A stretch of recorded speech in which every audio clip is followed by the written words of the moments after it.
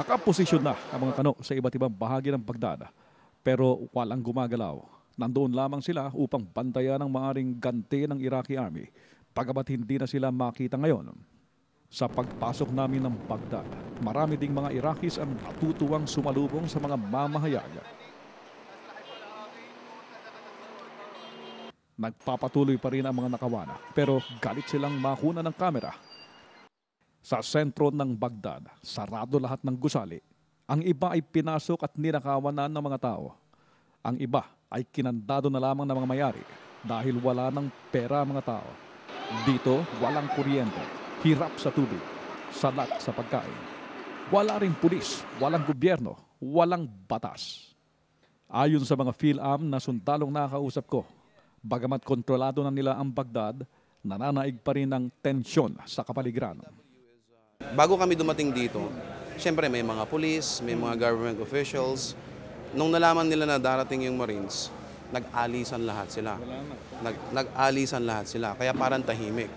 Pero kagaya ng sinabi mo, na parang there's an eerie feeling about it because masyadong tahimik pero di mo alam kung anong may nangyayari.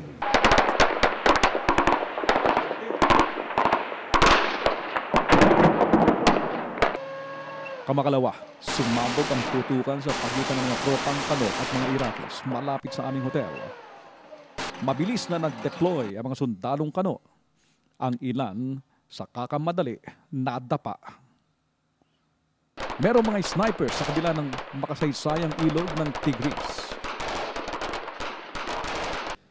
Corina, kung iyong nakikita sa aking likuran ay nagpapatuloy ang mahigpit na pagsasagawa ng checkpoint ng mga tropang kano dito sa paligid ng Palestine Hotel kung saan naroon yung mga mamahayag at nagiging base militar na rin ng mga kano dito sa Baghdad. Kahit mga mamahayag na pumapasok dito sa compound ay chine-check na rin husto maging ang kanilang mga sasakyan.